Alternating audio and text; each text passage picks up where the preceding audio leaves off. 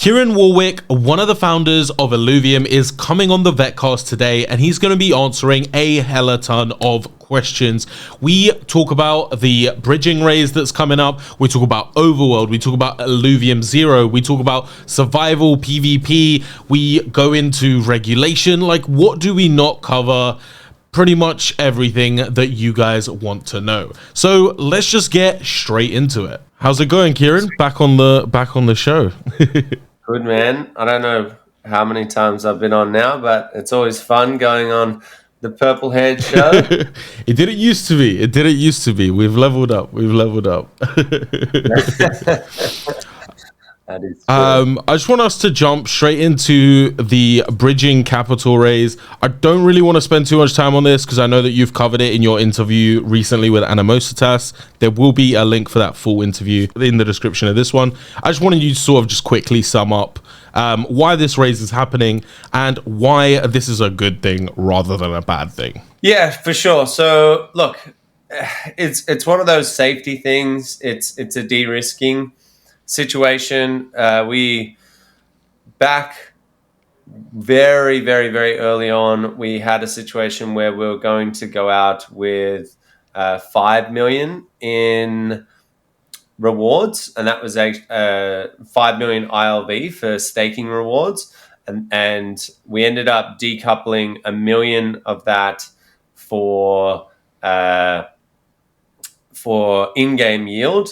And then we ended up moving around a couple of other things so we could add a little bit a pre-seed round, which was really, really effective because we got all of those diamond holder investors that were able to give us the Cointelegraph article and just a really good, solid launch.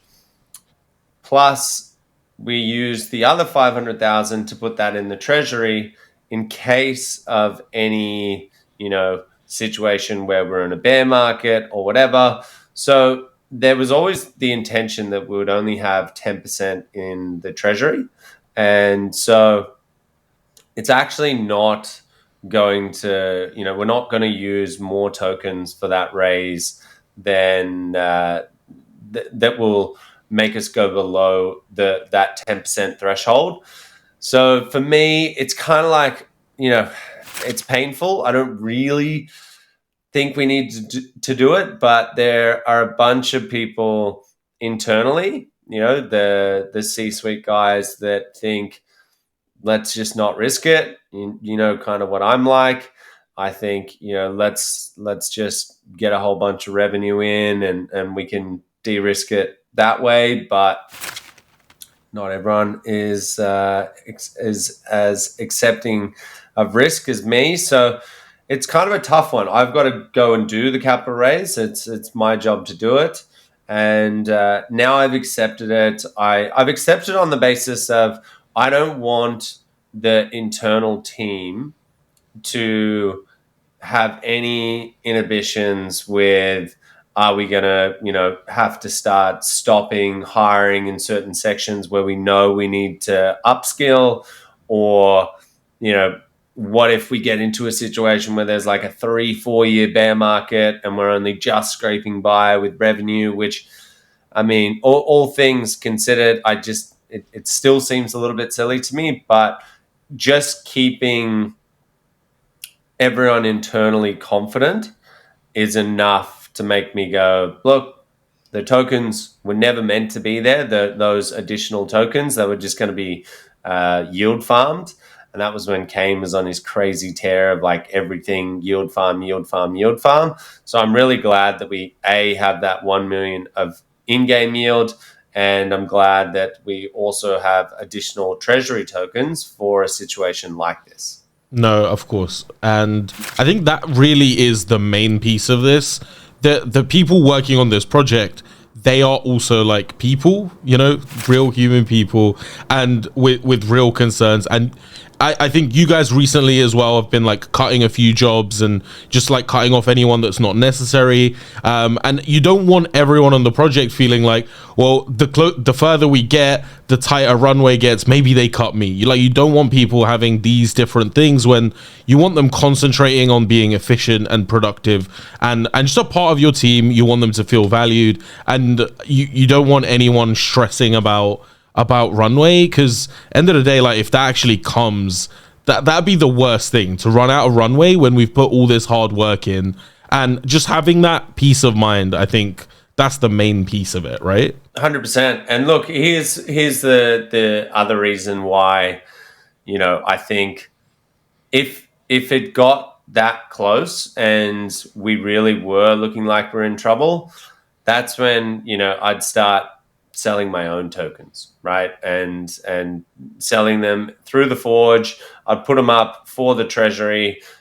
I'm not letting this thing go down, right? Now, I would expect, I haven't asked the other guys. I think Grant once mentioned something about like, is that a possibility or whatever? Like, we all share the same thought process that we're here to build fun games. And if we pull off this vision, we've got more than enough to, it's sort of a non-issue. So there's like backups on top of backups. But again, right, like you're right, we're dealing with other humans that have a risk tolerance that is different to others. And so keeping them happy and not worried is critical, and it's part of my job. So I've got to do what I've got to do, basically. Yeah, 100%. And that actually got me thinking about the just the unlocks generally. So obviously unlocks have started happening. I think we've seen something like 30% of like seed and pre-seed tokens, like token holders that have sold at least some amount, and maybe like around 20% of team members. Do you think that these are like good numbers, bad numbers? Or like overall, I don't think it's that high, all things considered, especially like in a bear market, people are taking profits. What did you guys expect from the unlocks? Look, I mean, all of my tokens I've been restaking. I can't speak for anyone else. What I said to the team was, do not listen to any sort of pressure from the community or other core contributors. They're your tokens. Do with them what you will. Like we signed up the seed investors with vesting schedules. We did the exact same thing to team members. We didn't even really like broadcast it that we were going to go out and lock team members for that additional 3-4 month period that we did when we pushed the unlocks back. So they've been working for nearly 2 years straight, and a large portion of why they're working so hard is because they were incentivized. And so taking 20% off the top when, your wife is sitting there like, hey, you used to work 7-8 hours a day, coming back from the studio, we would see you, the kids would see you, and now all of a sudden you're putting in 12-13 hours constantly. There's other things at play, right? There's tax obligations in certain jurisdictions which are crazy and insane, where it's like, well, you got all these tokens, and so I'm not going to be the one sitting here, and certainly I don't think anyone from the community should, from us taking 20% off the top. I just don't think if everyone started selling every single token that was unlocking, I would be a little bit concerned. But I think it's fairly normal, and I think it'll get to a point where it's less and less, because we want to wait until the vision is starting to be delivered on, and that's probably going to be the smartest option for us anyway in the long term. But that's kind of where I stand on that. Yeah, I couldn't agree more, to be honest. these are once again like people involved. They've been expecting that tokens are going to be unlocking. However much you believe in the project, they've also got, you know, physical demands and requirements. So they've wanted to take, maybe they just want to take a bit of profit, a bit of bonus, and I don't think that's any kind of issue, especially the amounts that we've seen sold. I don't think it's strange at all, especially like considering that it's not just been the year, it was a year plus like 3 months. So yeah, I totally agree. Switching topic a little bit, Overworld is coming soon. How soon we will see. I'm excited, very much so. Which part of the Overworld are you most excited to see people's reactions to? The capturing. So I guess the journey of moving from one genre to another genre all in the same sort of instance, right? Like when you go into an encounter, you're literally running around an overworld. Now that is an experience in itself where you can start harvesting things. You can use all of these cool locomotion stuff that the animation guys have basically perfected in the jetpack and the mag boots and all of this cool stuff. And then all of a sudden, you know, you find an encounter, you go up, you enter it, and bang, you're in this battle with NPCs, and it's kind of like, Jesus, now it's just gotten real, and it's the auto battler again, which a lot of people have already played now. So you kind of like it turns into high stakes, and I think once that's connected to the chain and we've got real alluvials being caught, there's going to be situations where guys like yourself are streaming, and it's like, if you might be in a situation where you have 2 tier 5s, or you might have like a tier 3 and a tier 4, and it's like, do I want the tier 4 because there's less on the marketplace, or do I want the tier 3 because that's going to help my my deck? There's so much variability that it makes it really, really exciting, and yeah, I think that's going to be the most fun part for me to see other people do. I can't wait. I honestly can't wait just to run around. But also, I think, especially the people that are like die hard playing the auto battler at the moment, I think they're gonna love being able to also build their own decks and actually choose how to like put things together. That's gonna be very exciting to see the kind of decks that people come up with. I can't wait for PvP. That's gonna be on another level. Oh, I mean, you know. I'm basically skipping PB2 because I don't want to get as addicted as I got in PB1, but B, I just know that the PvP, I did a little sneak. I don't usually snoop around the documents that Aaron starts building in Confluence, but I did a little peek, and it's not just PvP. There's tournaments coming. So for us, you know, we've already tried. I mean, not we've already tried. We've already made tournaments just randomly out of our own rules with the Overworld. That's when things get real for me. When you can go up against not just 1v1ing people, but you can go up against a group of people, and you know, winner takes all type thing. That's when we go out to TFT players and we say, all right, try our game out.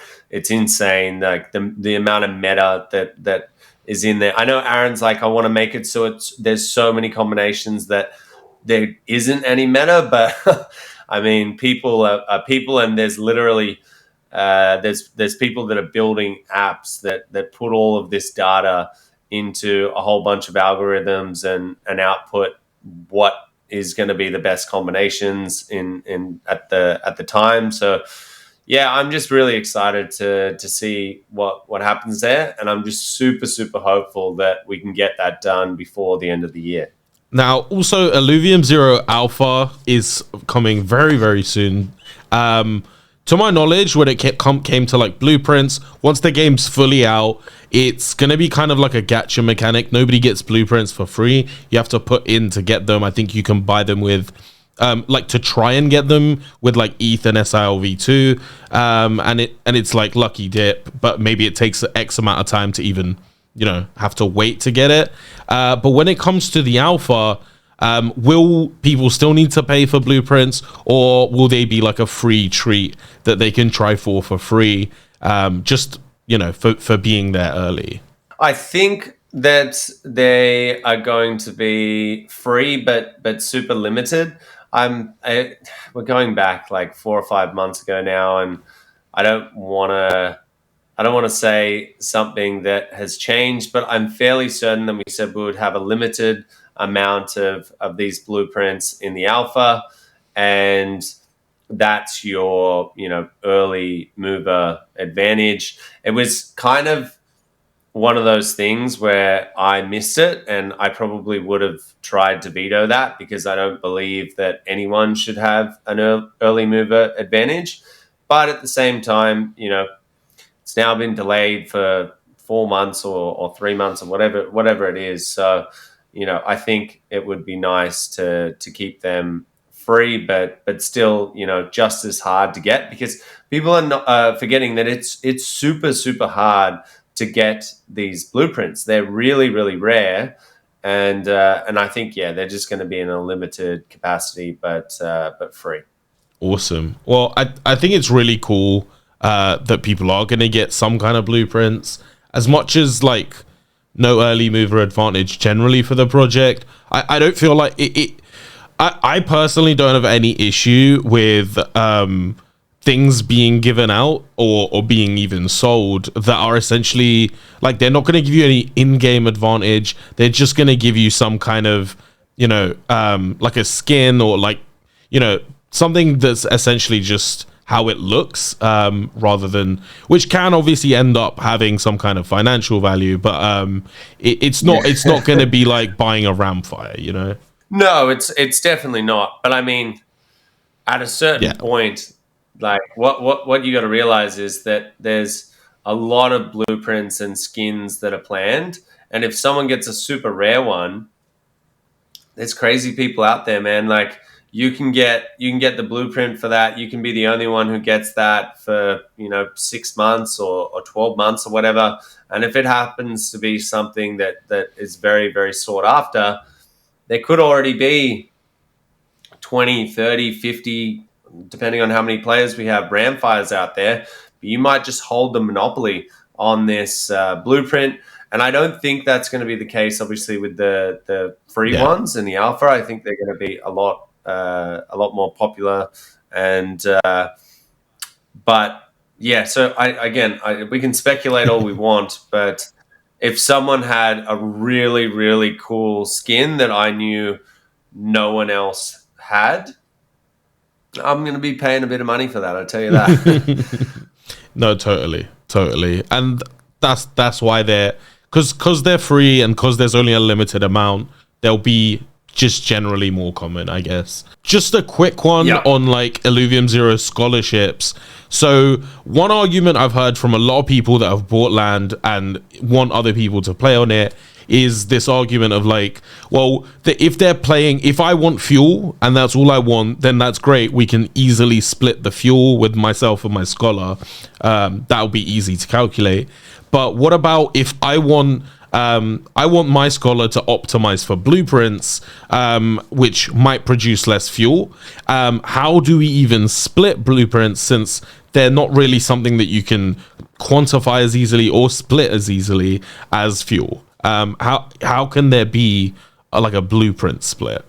So there's going to be a rental system. So it's not so much, I guess you could call it a scholarship, but it's a way for guilds to essentially say, we're going to lend you out this land, and whatever you make off it, you know, we're going to split. In terms of the blueprints, I think that's going to be a situation of, once it's sold, then you would get a split of that.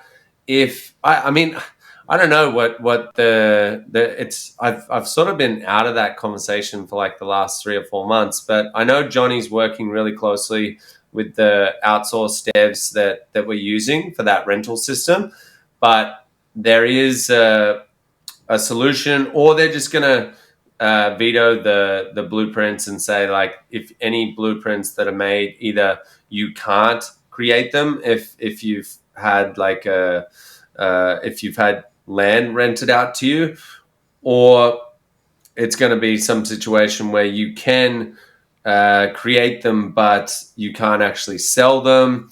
I don't know. They'll work out some split or some method that is fair for both the owner and the renter. But yeah, we'll have to wait and find out what they're thinking there. I actually almost like the idea of, what if nobody is allowed to produce blueprints except if they're like playing on their own land? That's yeah. because how do you even get? Because if a blueprint like is like a gacha thing that you have to spend money on, how do you even give that money to the scholar to spend it? And why would they even spend like it? It's kind of a weird mechanic when it comes to scholars. Whereas like doing it for yourself, it makes a ton of sense and it's clean and simple. Just when it comes to the different tiers of land, to my knowledge, like as if whether you have a tier 1 or a tier 4, like your probability of getting a blueprint doesn't actually change, right?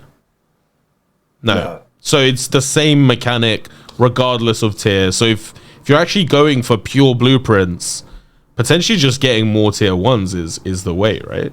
Yeah, but there's other things as well, right? Where like it's more about your positioning. So like the singularity scanner that you use to actually get the blueprints, if that has a whole bunch of buildings around it, which you could arguably say that a tier 3 and a tier 4 is going to have, then because there's more deposits on it, you need to build more deposits. You could arguably say that a tier 1 is actually going to be better at getting those blueprints, but the point is you still need to pay the same amount of ETH to get those blueprints. So, I really like that mechanic of it not so like the more like buildings you have around your blueprint scanner, the less likely that an alluvial is going to run by, because they're a bit more skittish of like buildings. That's just like imagining like I don't know, like a wild dog, and they want to avoid the city, they want to go into the foresty bit like that.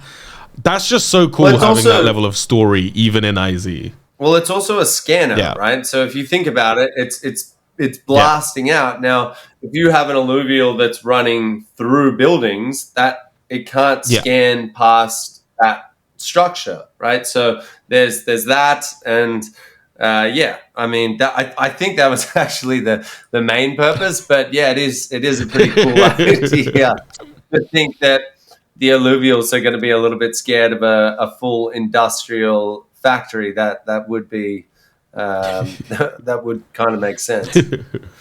I want to pivot a bit just onto roadmap. Currently, we don't really have a roadmap in Illuvium. Are there any plans to create like a sort of public roadmap that's integrated into our website, just to like assist investor onboarding and give like a clear line of what's coming next and in exactly what order?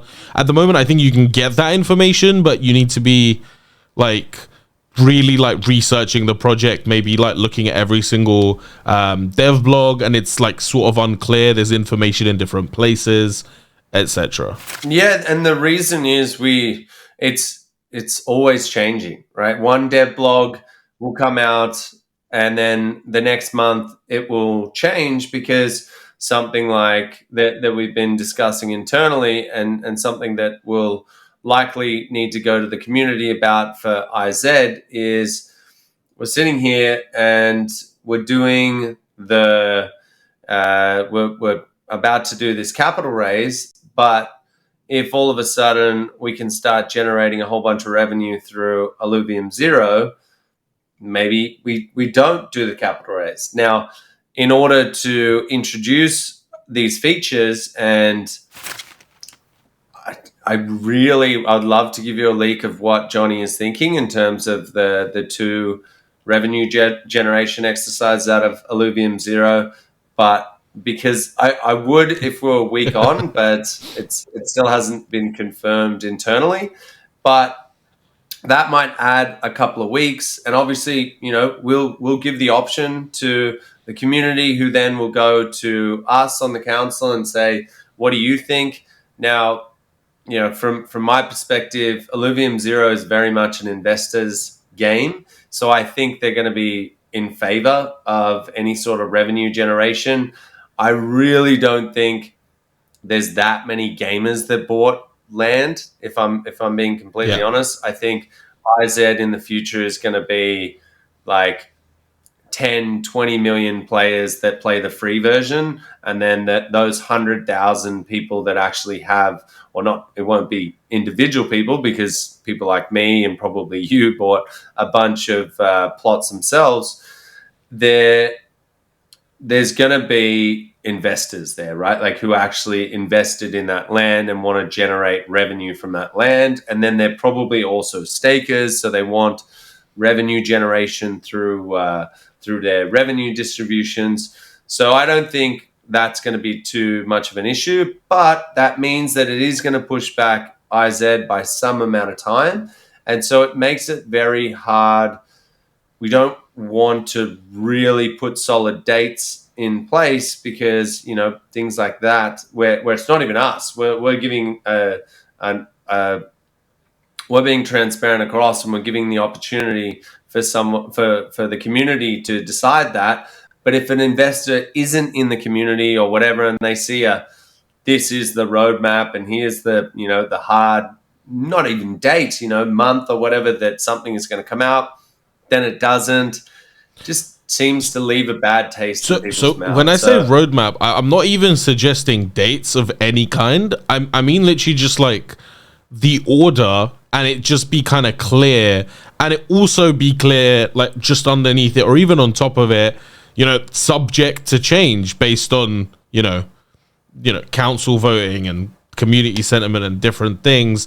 And just anytime the order of what's coming out changes, just flip them about or add things in that are new things. Yeah, fair enough. Like, no dates, just so that people know what's actually next. What am I? Yeah, we could definitely do that, and I think that actually makes sense. It does flip around a lot, so we'll have to have probably a Nick on top of that a lot. It flips around from a marketing standpoint, it flips around from a community and council standpoint, flips around from a dev standpoint. And what people need to realize is we're gunning for Illuvium Zero, Illuvium Overworld, Illuvitars, and the Illuvium store to all be out this year. There's, it's not a small amount of product delivery that is coming in, the next 3-4 months. So. Actually, quickly on the Overworld alpha, so to my knowledge, it's going to be a different onboarding than the PB2 one. So not everyone that has private beta access will be like flooded into the Overworld.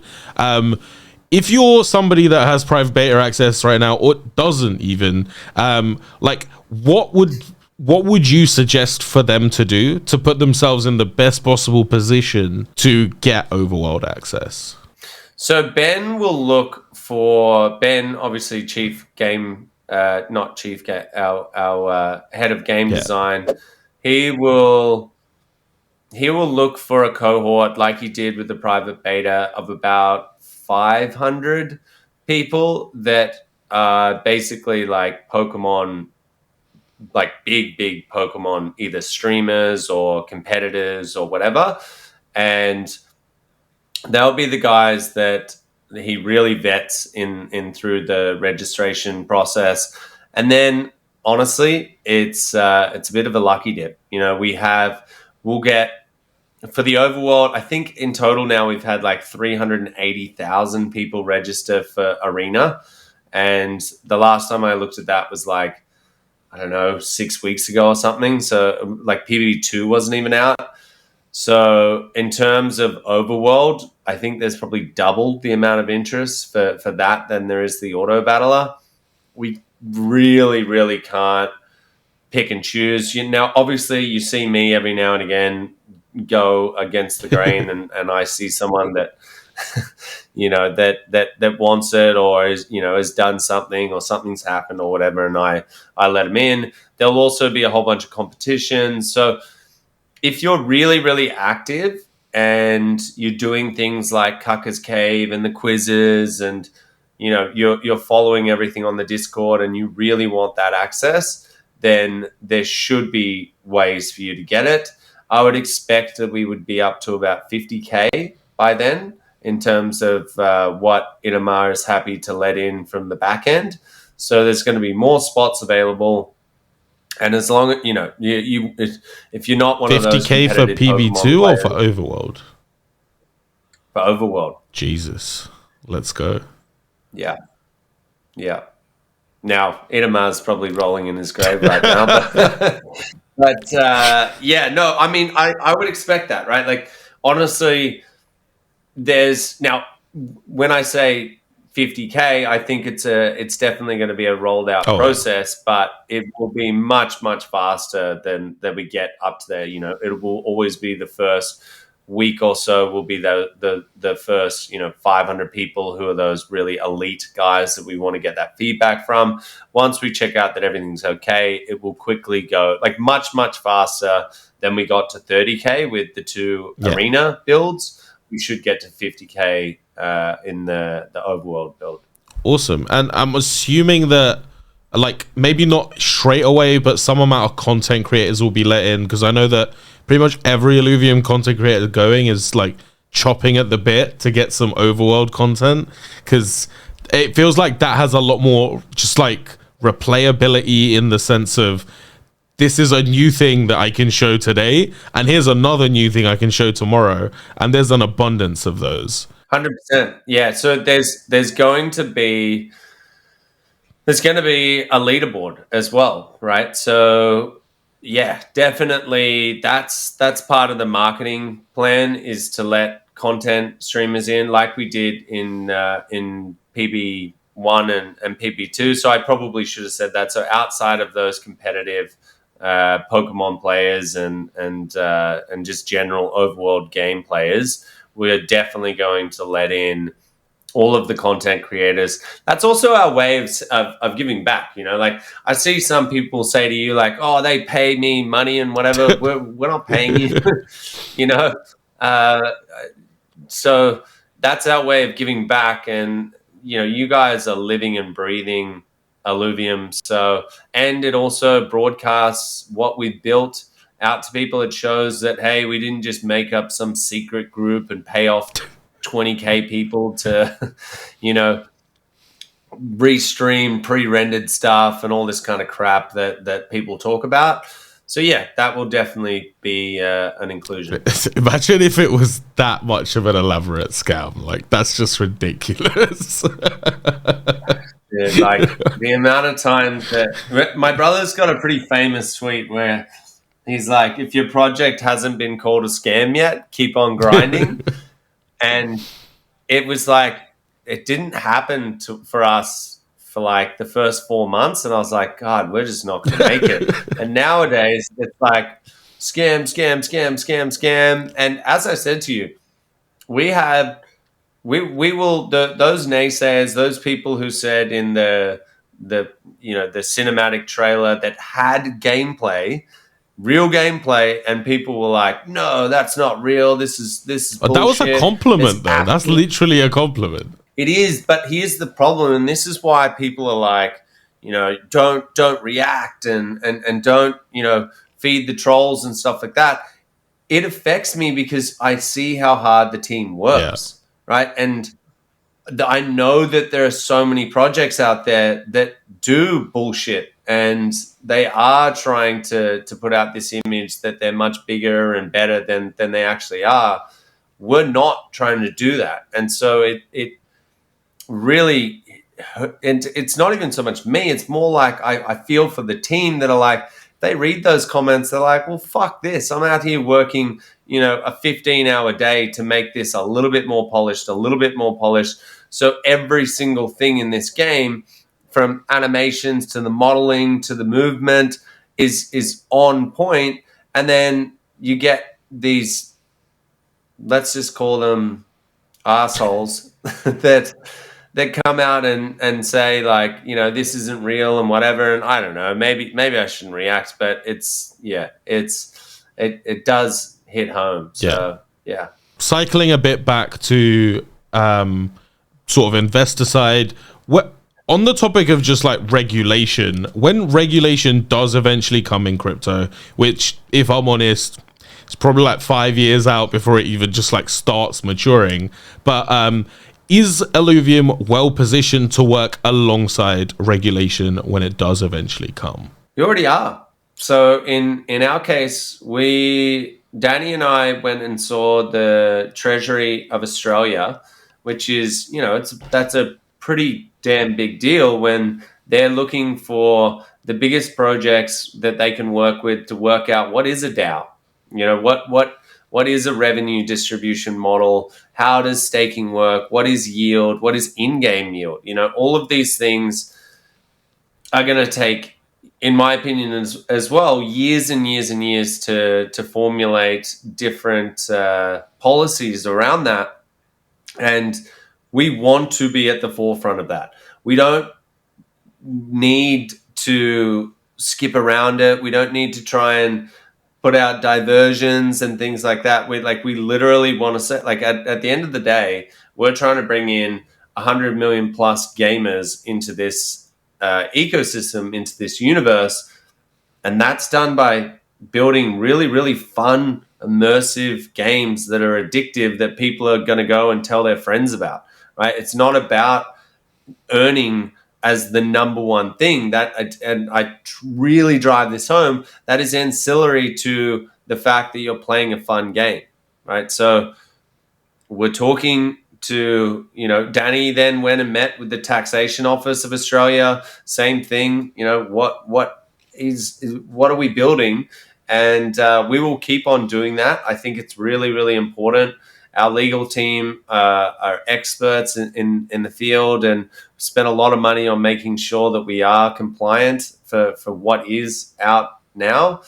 And we've also had two legal letters now where basically we've been deemed as not a security. We are a game. Yes, there is a revenue distribution function, but yeah, and that's from a US legal team and an Australian legal team. So again, we are doing absolutely everything we can to ensure that we remain compliant. If things change, we'll change with it, without a doubt. And actually, kind of similarly on that topic, just came to mind. I've had several conversations with people just about the gambling side of like potentially the Leviathan arena. You and gambling? No, what? Who would have thought? the Leviathan arena, just like, what are the regulations behind that? And is there a world where it turns out like we can still play Leviathan arena, but it just isn't for money? Or can we find a way around that, where I think it was like Ben or someone was saying, what if like people buy an NFT and use the NFT to enter into a competition? The NFT costs $10, and at the end they win a prize of like out of the prize pool, but it's like buying a ticket rather than like actually putting money straight in. Yeah, so Ben should never be talking about regulations. So. Oh yeah, he didn't say about regulation. He was just saying game ideas. Yeah. I'm joking. So yeah, when we say that we're going to remove the potential gambling aspect, we don't mean we're going to remove the Leviathan arena, right? Like that's where you got to understand that you're going out and capturing Ramfires and Squizzes and Totopies and all these characters that have ridiculously randomized stats. So if you go and get a really good one and you start building a deck that is, even the exact same alluvials but you have much more superior stats, it would be fun to be able to go into an arena and still, you've got your emotes that you can put up that say that you smash the opponent and whatever, and you're a puppet master, and so you're smarter than them. So we want those situations where it's not just the ranked arena where everything's normalized and it's just pure competitiveness.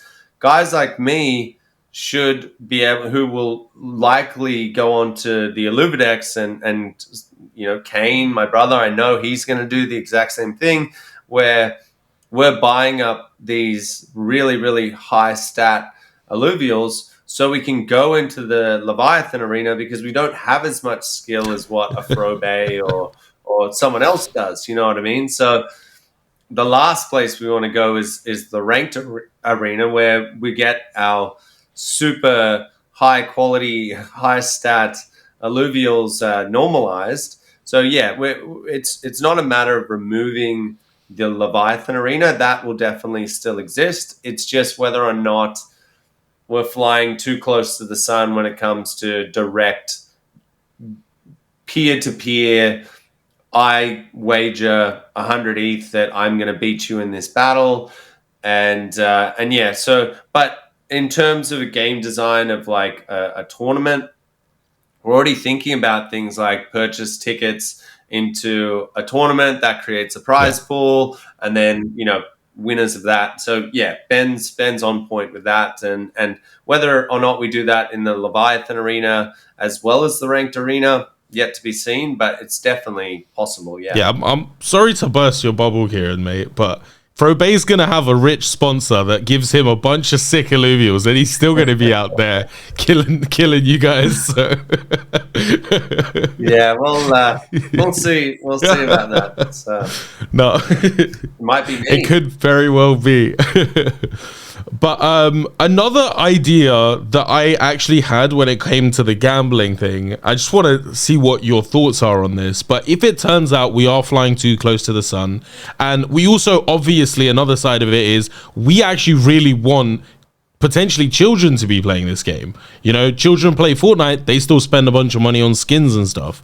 Children play, Yu-Gi-Oh, Pokemon, they buy cards. That's not weird. That's not like gray area. That's just like the way that these games works, and it's essentially a card game. But what if we end up creating a completely separate thing, like almost like an IlluviCasino, that's a separate app, and it's like the only way to get in is actually to like give proper like to proof NYC. that you're NYC, proof that you are over 18, like any gambling thing, and then you can play with your alluvials in different things that are completely 18 plus gambling side. Obviously not something we should do soon, but like down the line, any future game that we have, any gambling version of that game, we just add it into the IlluviCasino.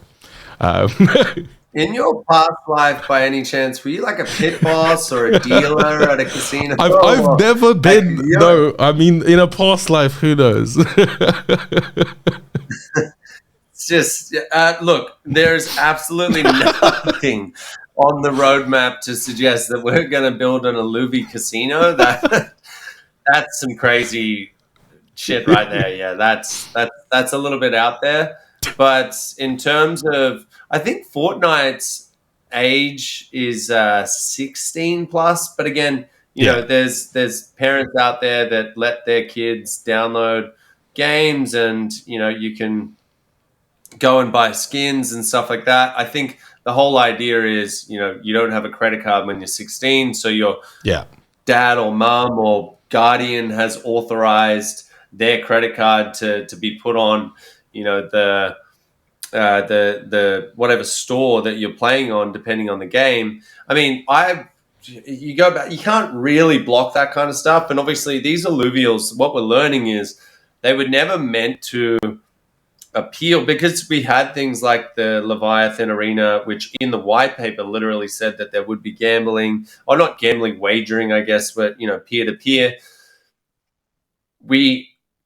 Grant and Roger, they conceptualized these characters to sort of have that nostalgic feel, but also not really trying to appeal to 6+.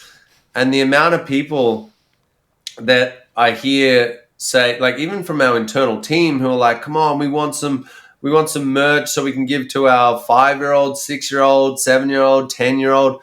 I'm kind of like, what do we do here? And I've had situations where I've spoken to dads that their kid gets onto Candy Crush and they're just plowing through thousands of dollars on their iTunes account.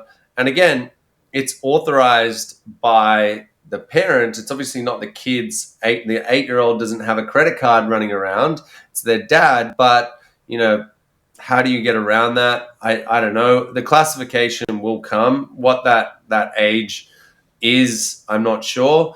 But yeah, I guess we'll wait and see. And back a bit on just like timeline. Obviously, we don't have any dates any longer, but we used to. I'm just wondering, why have we recently switched to a no date policy? If you could just explain the reasoning behind that. Yeah, so I think we covered it a little bit, but in the past we've gone out with some very, very bullish dates, and the problem is, in our case, a lot of the time it's been a scope increase, not so much devs slackening off and delaying, or the artists not being able to finish in time. A perfect example of that is IlluviCasino. The art guys have plowed out nearly, they're nearly finishing set 3 now of IlluviCasino, but the product has progressed from being a rather simple PFP project. And yes, we had the modularity where you could bond different accessories and stuff like that. But now moving it into like a card sort of pack opening situation where you've got 500 collections, there's 16 billion combinations or whatever it is.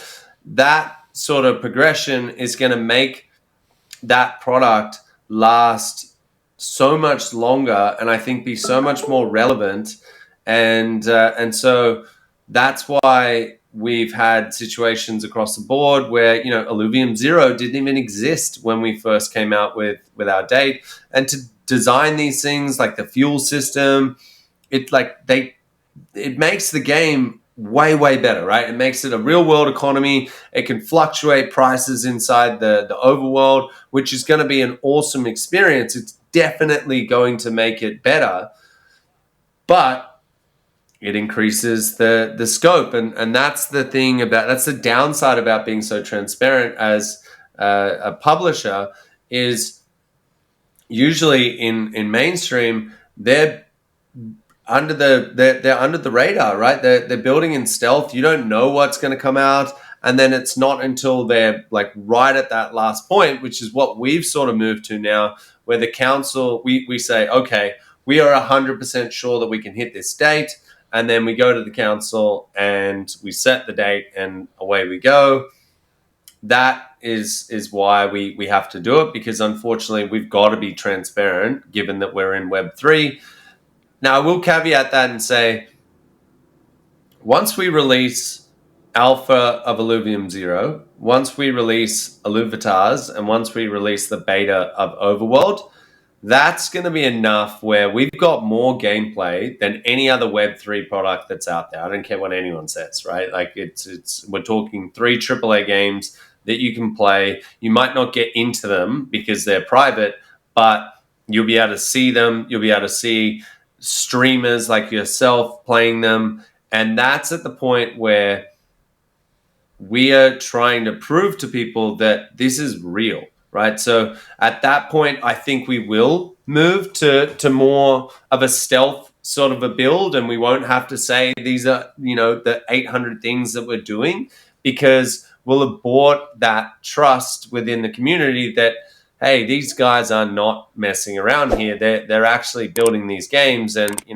doubted them, but yes, they're a little bit delayed, but here they are. So at this point, let's just, if they say something, it's coming. Yeah, for sure. And I remember like a year ago, say, like, when we didn't meet, like, the very first timeline, sort of saying, like, at the end of the day, normally none of this would be public, and what you guys would have been doing is you would have had no, like, lashback from any community. There would have just been, like, some private investors that literally, and I also want to ask you, like, what have private investors actually said to you guys that are like these big VC companies?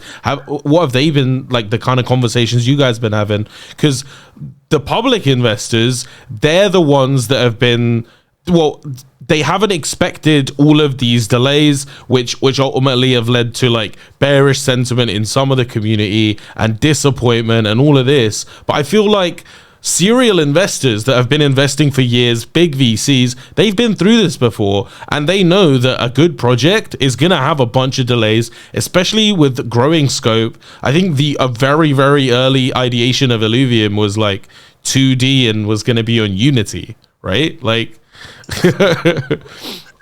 that was until Grant got a hold of it and dog was shit. like absolute dog shit, right? Like, not a chance in hell. We're going AAA. And Johnny, myself, I was looking up the definition of AAA. Like, what is this guy on about? And the funniest thing about that is, right, there's two sides of it. So had we gone out in stealth, like a few projects are choosing to do, we wouldn't have a community.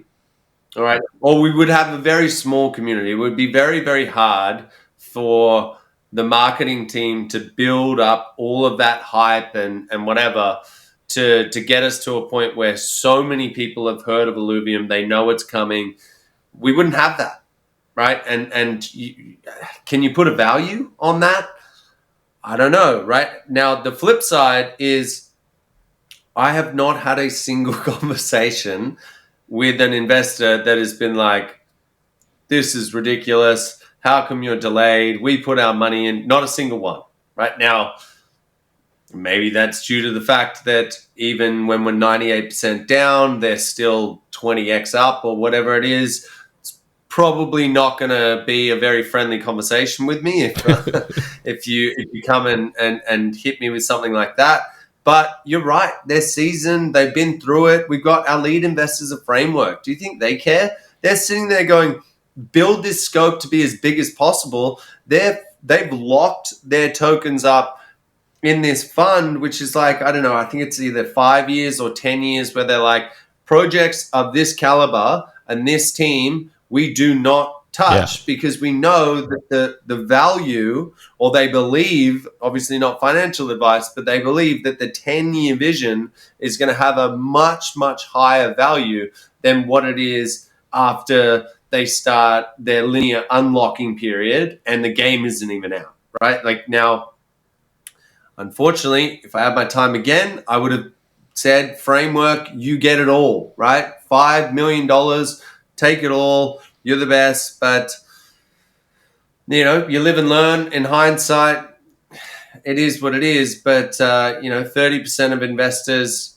have, and the other thing is, there's been a huge bear market. There's been a massive downturn. So some people got caught up in Luna. Some people got caught up in Celsius. The trickle-on effect of many other funds got affected by these things. And so we've had conversations with people from VCs that invested in us that are like, we know how stupid this is, but it's survival here. We're in crypto. It goes like that, right? And when we're up here, everyone's loving life and no one's selling anything, and you just, you feel like you can't do anything wrong. But when you're down here, it's literally survival mode. And, these guys are trying to get to wave 30. So no, 100%. Well, thank you very much for coming on, Kieran. I know that we're about to run out of time, so just to ask you, any last words, anything you want to say to the community before we leave this? No, just that I know everyone has been holding on. Read between the lines. I'm going ham on these AMAs. I'm doing everything in my power. Obviously, Grant and Aaron, you know they're always going next level here. It's my time to try and, you know, do whatever I can to inform people that IBGs are real, and a AAA one is about to start launching a shitload of products. We're talking about adding revenue in, which is obviously much needed in this type of market. You've been holding on for dear life up until this point. Things are about to start getting really real. And obviously, we can't control the market, but from our product standpoint, the next 3 months is going to be a wild, wild ride. And yeah, I'm super excited, and I hope everyone can come along on the journey with us. Thanks for coming on. As always, Kieran, definitely we'll have you back on another time. It's always a pleasure. Thanks, mate. Really appreciate your hard work as well. Cheers. Thanks for watching, guys, and as always, if you enjoyed this video, smash that like button and subscribe to this channel for more Illuvium content. I'm Vetemor, you're the future, and I'll be seeing you guys there.